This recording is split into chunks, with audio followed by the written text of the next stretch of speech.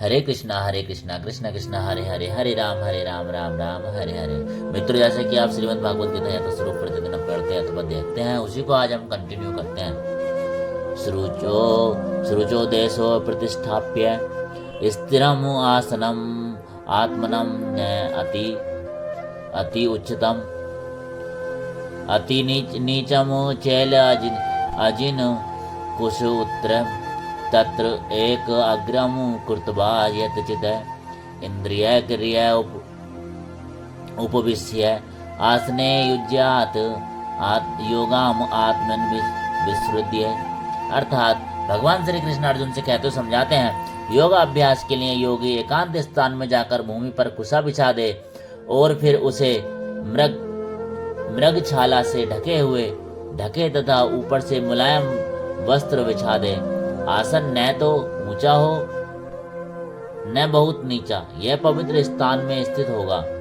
योगी को चाहिए कि इस पर दृढ़ता पूर्वक बैठ जाए और मन इंद्रियां तथा कर्मों को बस में करते हुए तथा मन को एक बिंदु पर स्थिर करके हृदय को शुद्ध करने के लिए योगाभ्यास करे। अर्थात पवित्र स्थान तीर्थ स्थान का सूचक है। भारत में योगी तथा भक्त अपना घर त्याग कर प्रयाग, मथुरा, वृंदावन, ऋषिकेश तथा हरिद्वार जैसे पवित्र स्थानों में वास करते हैं और एकांत स्थान में योगाभ्यास करते हैं, जहां यमुना तथा गंगा जैसी नदियां प्रभावित होती हैं। किंतु प्राय ऐसा करना सबों के लिए विशेषतया पाश्चात्यों के लिए संभव नहीं है। बड़े बड़े शहरों की तथाकथित योग समितियां भले ही धन कमा लें, किंतु वे योग के वास्तविक अभ्यास के लिए सर्वथा अनियुक्त होती हैं। जिसका मन विचलित है और जो आत्म संयमी नहीं है, वह ध्यान का अभ्यास नहीं कर सकता। वह बृहस्पतिर्य पुराण में कहा गया है कि कलयुग अर्थात वर्तमान युग में जबकि लोग अल्पजीवी आत्म साक्षात्कार में मंद तथा चिंताओं में व्याग्र रहते हैं, भगवत प्राप्ति का सर्वश्रेष्ठ माध्यम भगवान के पवित्र नाम का कीर्तन है। हरेर नाम हरेर्मेव केवलम कालो नातस्येव गतिरन्यता। कलह और दंभ के इस युग में मोक्ष का एकमात्र साधन भगवान के पवित्र नाम का कीर्तन करना है। कोई दूसरा मार्ग नहीं है।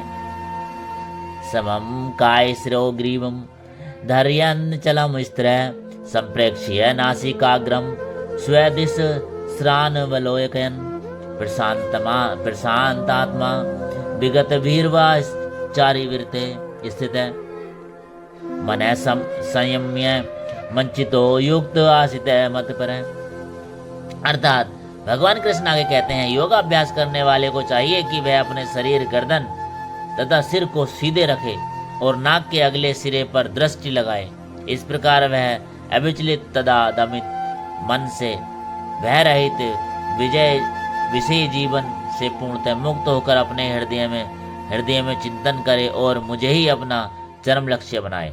अर्थात जीवन का उद्देश्य है कि कृष्ण को जानना है, तो प्रत्येक जीव के हृदय में चतुर्भुज परमात्मा रूप में स्थिर है। योगाभ्यास का प्रयोजन विष्णु के इसी अंतर्यामी रूप की खोज करने तथा देखने के अतिरिक्त और कुछ नहीं है। अंतर्यामी विष्णु मूर्ति प्रत्येक व्यक्ति के हृदय में निवास करने वाले कृष्ण का श्वास रूप है।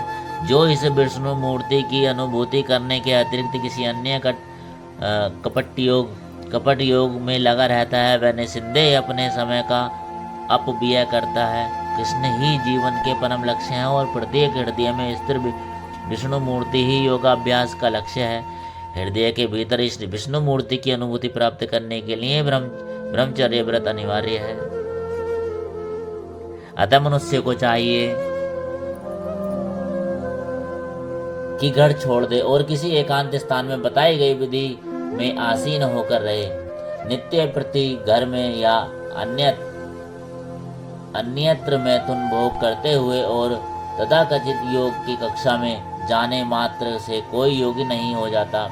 उसे मन को संयमित करने का अभ्यास करना होता है और सभी प्रकार की इंद्रिय तृप्ति में जैसे जिसमें मैथुन जीवन मुख्य है बचना होता है। महान ऋषि याज्ञवल्क्य ने ब्रह्मचार्य के नियमों में बताया है कि कर्मणा मनसा वाच सर्वास्तु सर्वदा सर्वत्र मैथुन त्यागो ब्रह्मचार्य पृच्छते। अर्थात सभी कालों में, सभी अवस्थाओं में तथा सभी स्थानों में मनसा वाचा कर्म मैथुन भोग से पूर्णतः दूर रहने में सहायता करना ही ब्रह्मचार्य व्रत का लक्ष्य है। मैथुन में प्रवृत्त रहकर योगाभ्यास नहीं किया जा सकता, इसलिए बचपन से ही मैथुन का कोई ज्ञान भी नहीं होता। ब्रह्मचार्य की शिक्षा दी जाती है। 5 वर्ष की आयु में बच्चों को गुरुकुल भेजा जाता है, जहाँ गुरु उन्हें ब्रह्मचार्य बनने के दृढ़ नियमों की शिक्षा देता है। ऐसे अभ्यास के बिना किसी भी योग में उन्नति नहीं की जा सकती, चाहे वह ध्यान हो या ज्ञान या भक्ति। किंतु जो व्यक्ति वैवाहिक जीवन के विधि विधानों का पालन करता है और अपनी ही पत्नी से मैथुन संबंध रखता है, वह भी ब्रह्मचार्य कहलाता है। ऐसे संयमशील गृहस्थ ब्रह्मचारी को भक्ति संप्रदाय में स्वीकार किया जा सकता है, किंतु ज्ञान तथा ध्यान संप्रदाय करने वाले ऐसे गृहस्थ ब्रह्मचारी को भी प्रवेश नहीं देते। उनके लिए पूर्ण ब्रह्मचार्य अनिवार्य है। भक्ति संप्रदाय में गृहस्थ ब्रह्मचार्य को संयमित मैथुन की अनुमति रहती है, क्योंकि भक्ति संप्रदाय इतना शक्तिशाली है कि भगवान की सेवा में लगे रहने से वह स्वतः ही मैथुन का त्याग देते हैं। जैसे कि भगवत गीता में बताया गया है, विषयान विनिवर्तन्ते निरायस्य देहिने रजवर्ज रसोऽप्यस्य परम दृष्टा निर्वर्तते। जहाँ अन्य को विषय भोग से दूर रहने के लिए बाध्य किया जाता है, वहीं भगवत रसायन स्वाद के कारण इंद्रिय तृप्ति से स्वतः विरक्त हो जाता है। भक्त को छोड़कर अन्य किसी को इस अनुपम रस का ज्ञान नहीं होता। विगत भी पूर्ण कृष्ण भावनान्वित हुए बिना निर्भय नहीं हो सकता। बुद्ध जीव अपनी विकृत स्मृति अथवा कृष्ण के साथ अपने शाश्वत संबंध की विस्मृति के कारण भयभीत रहता है। भागवत का कथन है, भयम द्वितीयाभिनिवेशित स्याद ईसाद प्रेतस्य विपर्य स्मृति। कृष्ण भावना व्यक्ति ही योग का पूर्ण अभ्यास कर सकता है, और चूंकि योगाभ्यास का चरम लक्ष्य अंतःकरण में भगवान का दर्शन पाना है, अतः कृष्ण भावना व्यक्ति पहले ही समस्त योगियों में श्रेष्ठ होता है। यहाँ पर वर्णित योग विधि के नियम तथाकथित लोकप्रिय योग समितियों से भिन्न है। शेष चर्चा आगे। हरे कृष्णा कृष्ण कृष्ण हरे हरे, हरे राम राम राम हरे हरे। चैनल को सब्सक्राइब कर लेना, वीडियो को लाइक कमेंट शेयर कर देना। ऐसी आपको भगवत चर्चाएं पूरी आपको सुनने को मिलेगी।